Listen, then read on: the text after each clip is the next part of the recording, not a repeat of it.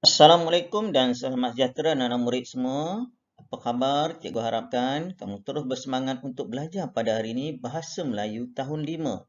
Tajuknya iaitu Semangat Membara. Apa dia membara tu? Jadi kita akan belajar pada hari ini tajuknya Semangat Membara.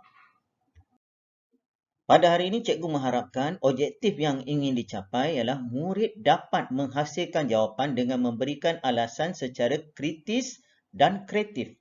Berdasarkan kemahiran pada hari ini ialah kemahiran menulis. Muka surat, buku teks, muka surat 200. Hampir nak habis ni. Lihat paparan gambar ni. Ada seorang murid sedang termenung. Ada seorang budak kecil sedang termenung. Sedang memikirkan sesuatu. Apa dipikirkan? Mari kita cuba teka. Apakah yang sedang dipikirkan oleh budak ini? Untuk mengetahui lebih lanjut berkaitan dengan tajuk semangat membara, lihat buku teks muka surat 200. Mari kita baca sama-sama untuk memahami apa petikan cerita ini. Afifi telah menyapa Danish yang kelihatan mengelamun. Mengelamun maksudnya termenung. Afifi berkata, dialognya, "Hai Danish, termenung panjang nampaknya. Mengapa?" Afifi, duduklah. Sebenarnya, saya dalam dilema. Saya tidak tahu untuk membuat pilihan. Pilihan apa tu, Danish? Dia terkejut nak tahu. Sebenarnya, saya telah terpilih untuk mewakili sekolah dalam acara olahraga. Namun begitu, saya juga perlu menghadiri ujian kenaikan tali pinggang taekwondo pada hari yang sama di pusat latihan. Kalau begitu, kamu perlu memilih bidang yang lebih utama dan berpotensi dalam mengembangkan bakat kamu. Bukankah kamu pernah memenangi anugerah atlet harapan sekolah? Ini pendapat Afifi. Danish berkata, "Betul Afifi, sukan olahraga telah lama saya ceburi. Pada setiap tahun, pasti ada pingat yang bakal saya bawa pulang. Namun begitu, saya bercita-cita untuk mendapatkan tali pinggang hitam. Jika saya hadir dalam ujian kali ini, saya berpeluang untuk menjadi ahli taekwondo pertama daripada sekolah kita yang mendapat tali pinggang hitam." Afifi cakap, "Danish, tamasya olahraga daerah hanya berlangsung sekali setahun. Inilah peluang kamu untuk memberikan sumbangan kepada sekolah. Pada masa yang sama, bakat dalam bidang ini dapat kamu kembangkan." "Baiklah Fifi, lagipun ujian kenaikan tali pinggang itu akan diadakan lagi nanti." "Danish, kamu perlu bijak membuat pilihan. Utamakan perkara yang lebih penting. Bukan senang untuk terpilih mewakili sekolah." Ini pendapat perbualan antara dua orang rakan iaitu Afifi dengan Danish. Jadi sebagai rakan, bila kawan dalam keadaan bermasalah, dalam dilema nak pilih mana satu, kamu bagi pendapat pilih yang utama. Macam ni dia beritahu. Sama ada nak pergi olahraga ataupun nak pergi taekwondo. Jadi rakan ni kata pilih olahraga sebab dia berbakat dalam olahraga. Tali pinggang tu, taekwondo, dia ada tali pinggang merah, hitam dan sebagainya. Ada masa, ada ujian berikutnya, boleh ambil. Lihat latihan pada hari ini. Ada 4 soalan yang disediakan untuk kamu. Yang pertama, apakah perkara yang mengganggu fikiran Danish? Kenapa dia termenung? Kamu fikirkan. Yang kedua, mengapakah Danish harus mengutamakan sukan olahraga? Kenapa? Daripada taekwondo, dia perlu mengutamakan sukan olahraga.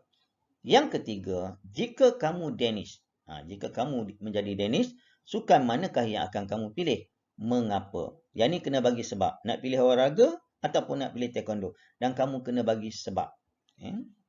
Jangan ikut jawapan dalam buku teks. Kamu boleh bagi pendapat kamu sendiri.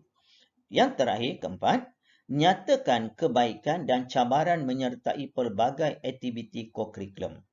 Nyatakan kebaikan, satu. Dan yang kedua, cabaran menyertai pelbagai. Pelbagai ni maksud banyak aktiviti kokurikulum. Ada murid, dia aktif olahraga dia, wakil bola sepak dia, sepak takraw pun dia. Segala-galanya dia. Jadi dia kena, apa cabaran dia? Mari kita bincang. Cikgu harap kamu dah cuba dulu. Yang pertama tadi, apa yang mengganggu fikiran Danish?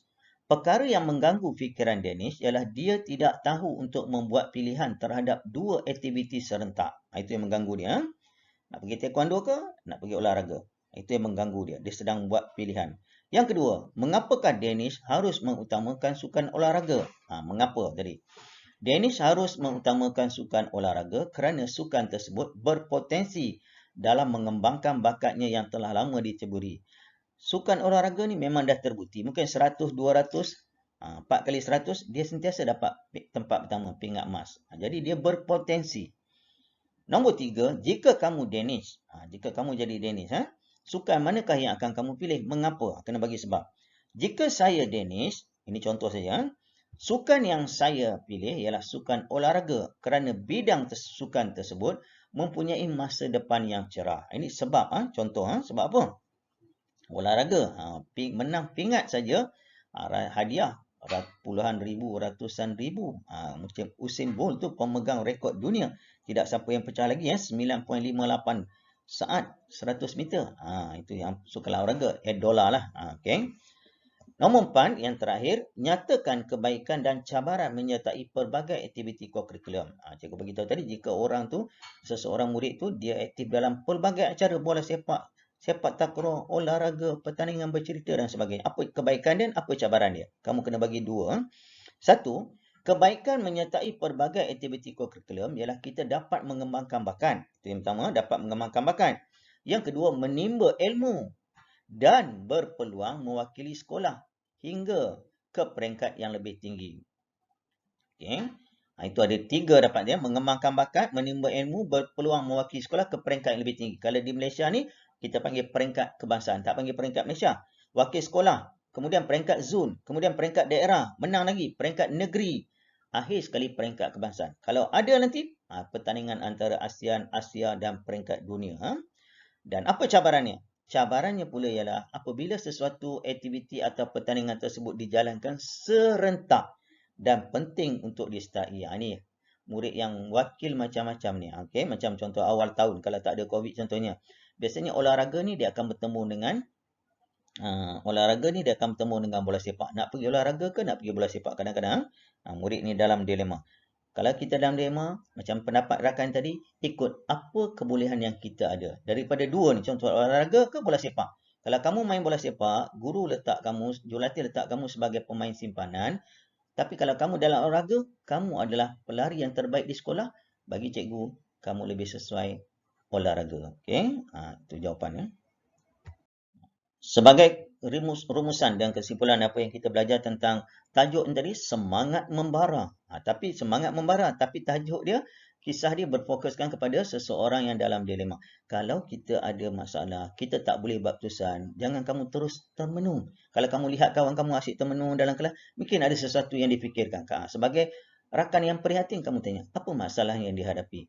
Sama ada masalah itu di sekolah ataupun di rumah, dalam dilema nak buat keputusan. Kalau rakan tak boleh bantu, jumpa dengan guru-guru, khususnya guru kaunseling. Pergi jumpa dengan guru kaunseling, buat temu janji, ceritakan apa masalah dan guru kaunseling sebenarnya boleh membantu kamu.